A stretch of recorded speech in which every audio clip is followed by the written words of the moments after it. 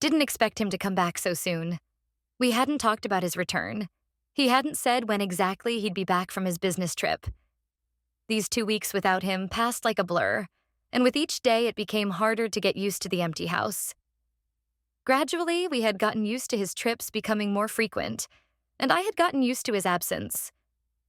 It seemed like I could hardly remember the last time we sat together, drank tea, talked about this and that, or just sat in silence. Today, the morning felt strange. I woke up earlier than usual, and for the first time in a long while, I didn't take the silence for granted, but felt it as something foreign to me now. I walked through the house as if it were an empty box, where even my own steps seemed louder than they should be. Every room felt alien to me, even the familiar kitchen. I caught myself not knowing what to do. As I approached the window, I saw his car. He had returned, even though he hadn't given me any prior notice. He stood at the door as if nothing had changed, but in my head, a real storm was already brewing.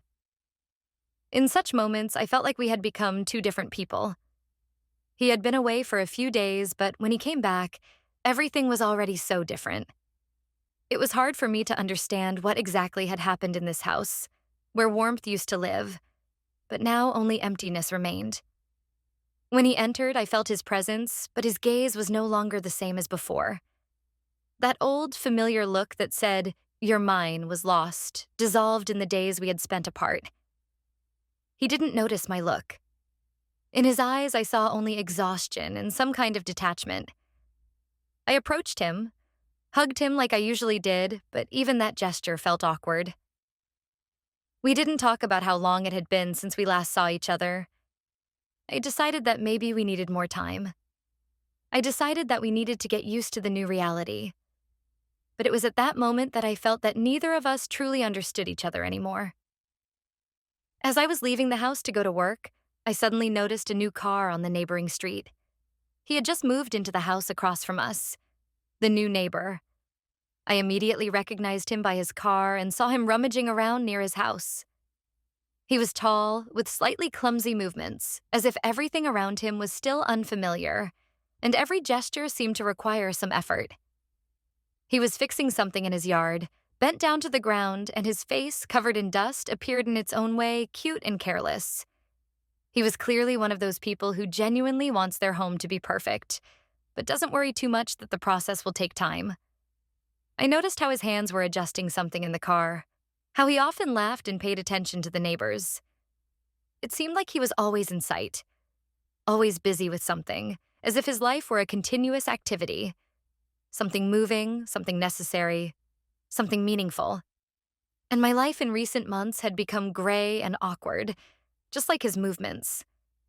And I realized that this guy, with his endless desire to do something, to constantly change his world, was the exact opposite of what I felt. Our eyes accidentally met. He smiled at me, a bit awkwardly but with genuine interest. I didn't respond right away, as usual, afraid to show too much interest, but I still nodded in return. It was a strange feeling. I couldn't quite understand what exactly attracted me to him. He seemed foreign, different from me, and yet in some way inherently human, sincere. When I returned home in the evening, I felt strange. His house was lit up. He was doing something in his yard, and I, returning to my empty life, felt as if my space was shrinking. This neighbor, who had been almost invisible, was starting to feel like something from another world to me. A few days later, I noticed him again. He was in his yard with yet another task, as always, fixing something, rearranging something. His clumsy movements as he tried to adjust something in his house created a strange feeling that he was always finding something that required his attention. It seemed like an endless process. In his life, there was always something that needed a solution. It was completely different from mine. In my life, it was simply quiet. Quiet and empty. I caught myself looking at him, but I always quickly turned away, as if there was nothing special in just noticing someone. But the more I saw him, the clearer it became that something was attracting me. I couldn't explain it, but in his presence, there seemed to be something alive, something sincere. When he was fixing something or talking to someone on the phone, I heard a lightness, a liveliness in his voice that I was so lacking. With him, it seemed like everything was simple, that everything was possible, that the world could be changed if you just put in a little effort. Sometimes I would stop and think that maybe I should ask him for help with some small task around the house.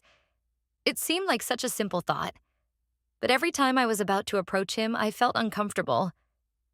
He was a stranger, and I wasn't used to asking for help. It was easier for me to handle little things on my own than to show someone that I needed something. But something kept pulling me toward him. And I started to notice that more and more often, when I left the house, I would unconsciously check what he was doing. Something in his daily life had become like a beacon for me, making me wonder, what is happening in my own life? And why is all of this becoming so difficult and complicated? One day, I made up my mind. He was in his yard again as usual, fixing something, tidying up the area.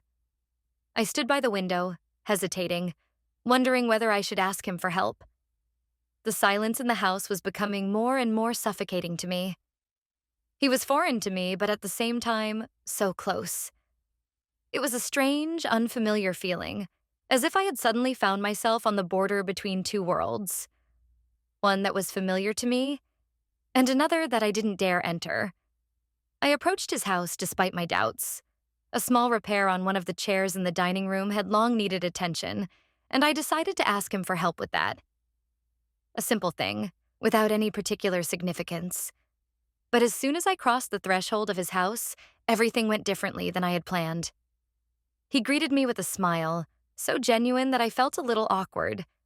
I explained what needed to be done, and he immediately agreed to help. I tried to focus on the task, but every one of his movements distracted me. He was so effortlessly confident, and every gesture of his was full of that lightness that I lacked so much. I noticed how he turned to me with a look that made everything seem simple, natural, and without tension. I couldn't understand what it was that was pulling me to him so strongly.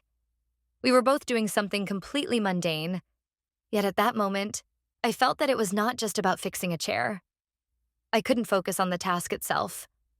My thoughts seemed to wander off somewhere. I felt awkward, but I couldn't tear my eyes away from his hands.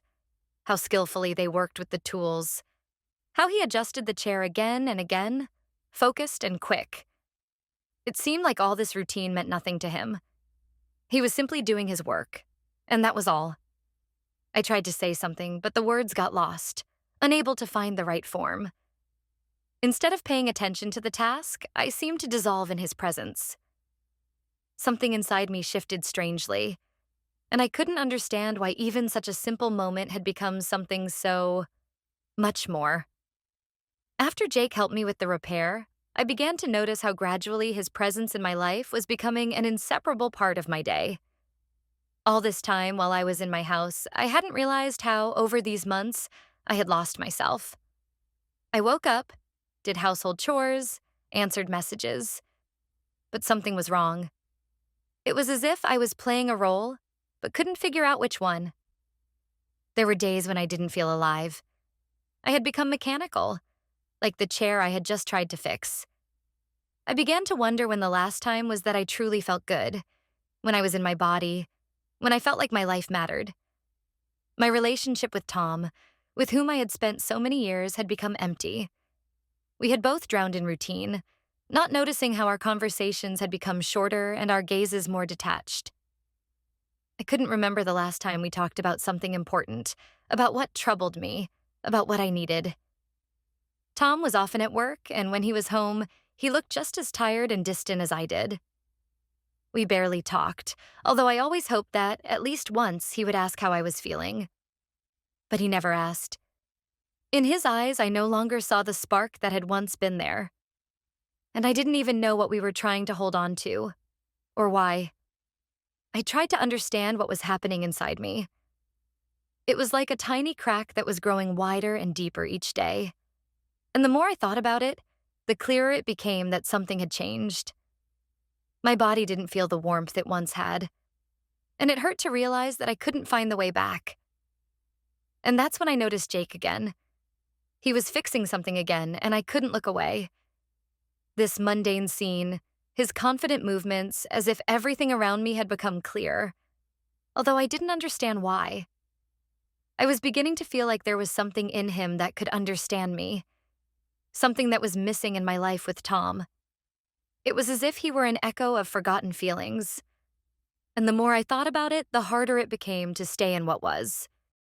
A few days later, I felt that my thoughts about Jake were starting to become the center of my life. We didn't talk much, but each conversation left a trace in my mind, like a piece of something important. It was a strange, almost inexplicable feeling. He wasn't my type, yet in his presence, I felt something I hadn't felt in a long time. It wasn't about his looks or his words, but some kind of flow of energy coming from him. I couldn't understand why his gaze, his simple ability to listen, his smile, these things became the backdrop for my thoughts. Every time I saw him, something inside me began to tremble. I didn't know how to describe it. In my life, where everything had become so familiar and complicated, his gaze felt like a breath of fresh air. I didn't need to explain what was happening. He didn't demand anything, didn't ask, didn't expect. He simply existed. And in his presence, I felt as though the world around me was opening up, as if I was beginning to see details I hadn't noticed before. But the storm in my mind raged on. I understood that something was wrong, but I couldn't grasp exactly what. My relationship with Tom was becoming more and more dull. We tried to maintain normal conversations, but everything we said felt unnatural, empty. He didn't notice that a wall stood between us, and I could no longer ignore this fact. It was as if we still lived in the same house, but each of us was in our own world, one that didn't intersect with the others. I started to feel that all my attempts to restore the old relationship were in vain. I tried to talk to Tom, but he always somehow avoided open conversations. He was there, next to me, but in his eyes I didn't see understanding. I didn't see the connection that had once united us. Instead of hearing me, he was absorbed in something of his own that I couldn't understand. And Jake? He was different. And that scared me. He was something new, something unexplored. And it was precisely this unknown that attracted me. I couldn't shake the thought that I was stuck in my past, in a relationship that now seemed foreign to me. And perhaps Jake was the one who could help me break free from this swamp. But at the same time, I was afraid it would be a mistake. After all, something that begins with such small steps doesn't always lead to something good. With each passing day, I felt myself sinking deeper between these two worlds. One world was my husband, who had become a stranger, and his silence, which was suffocating. The other world was Jake, who asked for nothing, but there was something in him that pulled me in, something that made me forget everything else. When I decided to stop and think about why all of this was happening, I suddenly realized that I didn't understand anything about what was going on with me. I caught myself thinking about Jake, while Tom, who had once been close and dear to me, was right there beside me. Why did my thoughts keep returning to the new neighbor? Why, when I talked to him, did I feel an unconscious lightness that I had been missing for so long? I couldn't answer these questions, and that made it all the more painful. I tried to be honest with myself, but I realized that something important was missing, something that had once been in my life but had now disappeared. Whenever I tried to talk to Tom about what was bothering me, he always somehow avoided open conversations. We talked about household matters, about things that needed to be done around the house, but I increasingly felt that our conversations no longer had anything to do with us. We were both tired, consumed by daily concerns, and didn't notice how our connection was fading. I was ready to admit that something was wrong, that we hadn't understood each other in a long time, but he seemed not to hear me. I felt how we both were dragging each other down, staying in this painful silence which was growing louder by the day. Jake, on the other hand, was completely different. Even though our conversations were brief and almost insignificant, I felt something alive in him. His voice, his gaze. None of it was learned politeness or a tired habit. It was a real, sincere desire to do something, to change something, to grow something. In his presence, I felt that something important in my life could change, that I wasn't obligated to remain in the swamp I had been stuck in for so long. But even though I understood that something was changing between me and Jake, I couldn't understand what to do. A storm raged in my mind. I didn't want to betray Tom, even though deep down I already understood that something significant had left our relationship. But at the same time, I was afraid that the path I thought was opening up with Jake could turn into another mistake in which I was simply running away from something, not knowing what it was. I felt like I had become a stranger to myself, my actions, my thoughts, my life. It all seemed somehow wrong, incomplete. And in the midst of this chaos, I began to feel more and more that I needed to make a decision, that I needed to find a path, to understand who I really was. Everything changed when I accidentally ran into Jake at the store.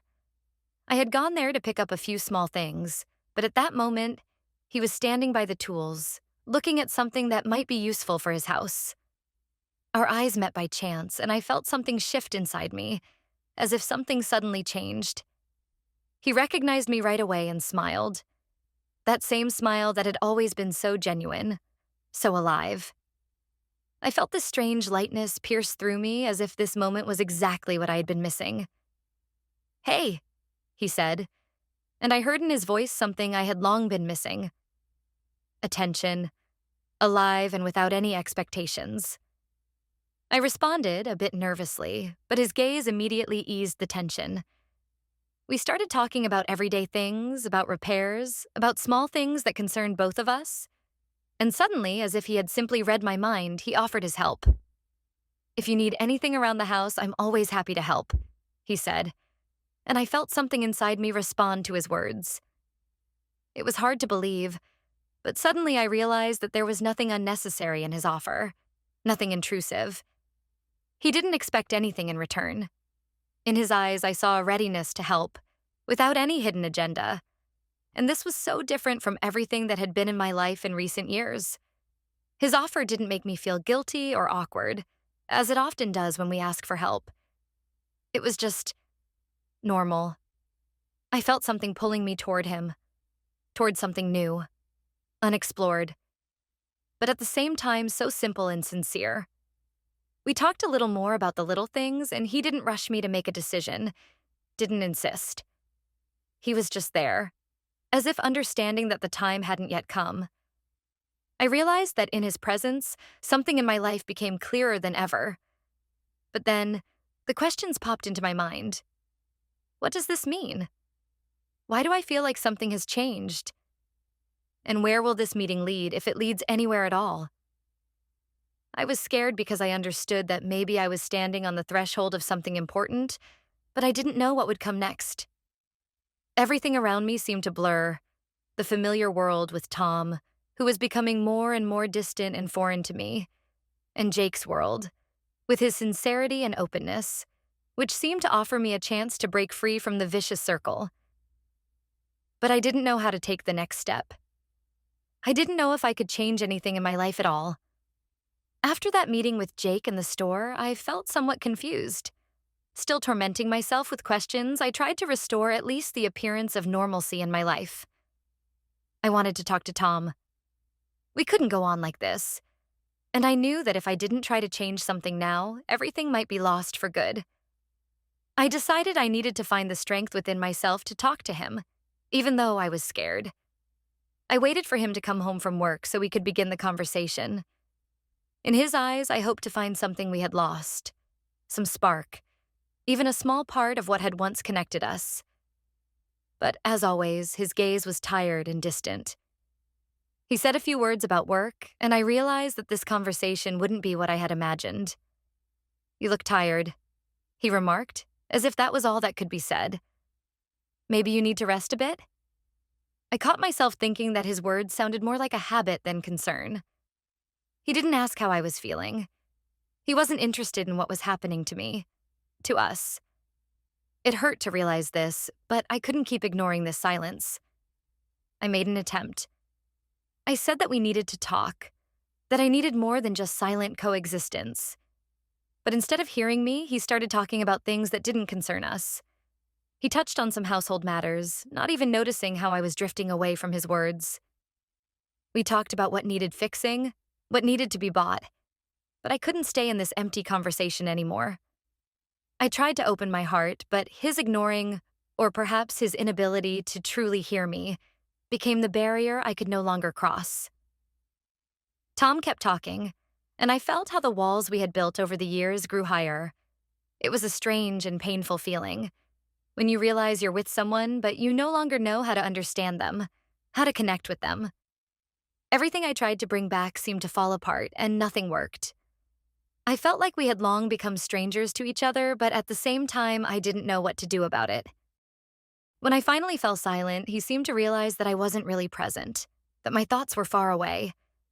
He looked at me in confusion, as if I were a person he hadn't known for a long time. In his eyes, I saw neither pain nor the desire to return to what we had lost. Everything between us had become rigid and irreversible. I realized that, at some point, we had both stopped seeking each other. We lived next to each other, but it was as if we both lived in parallel worlds, and neither of us knew how to cross those worlds. One evening, when Tom came home from work, I noticed that he wasn't like usual.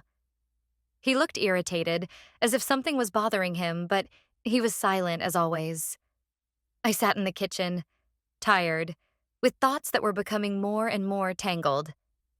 It was one of those strange, empty nights when I didn't want to talk, but something inside me was demanding honesty. We sat at the table in silence until his gaze fell on a letter I had accidentally left on the table. It was a letter from Jake, just a few lines exchanged about a project, and maybe it was a little more than just business correspondence, but I hadn't thought much of it until the letter ended up in his hands. Tom silently picked up the envelope and opened it without a word. I could feel his gaze becoming tense.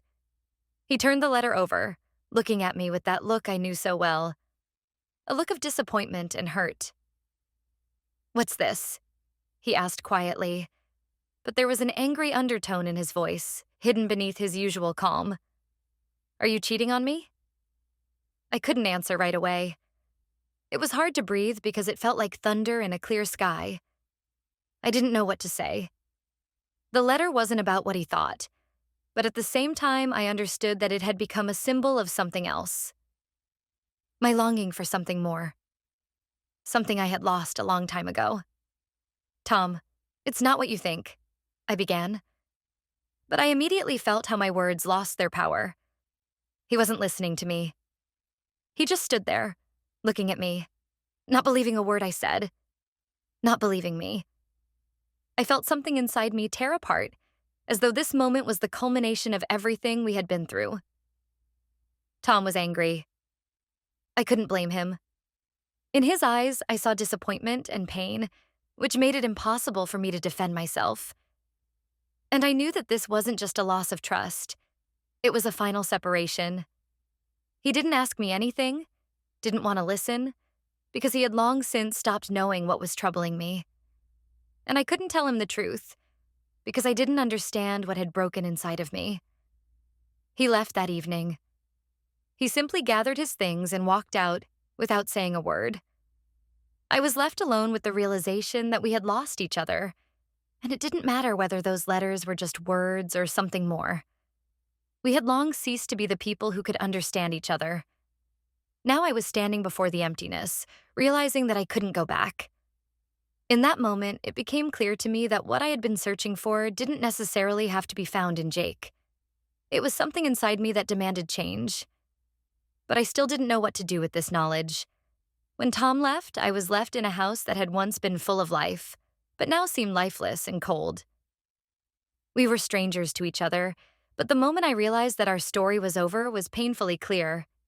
He left without a word, and even though I had expected it, I found it hard to understand what came next. In this emptiness, in a house that now felt almost foreign to me, I felt a strange silence settle over me, the weight of which I couldn't shake off. My thoughts returned to Jake again, and although I understood that he wasn't the solution, I couldn't stop thinking about how his presence in my life had become something important.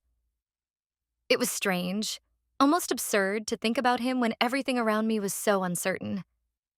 He wasn't the figure I had been looking for, and yet he was something that gave me a small chance to feel like I hadn't completely lost myself. but I understood that he had also become a part of this unresolved situation. He was like a lifeline, but not an exit. He showed me how long it had been since I had searched for myself, but at the same time, he wasn't the one who could be the answer to all my problems. I stood at the threshold of changes that frightened me. I couldn't go back to what was before because everything I had once considered important had been lost.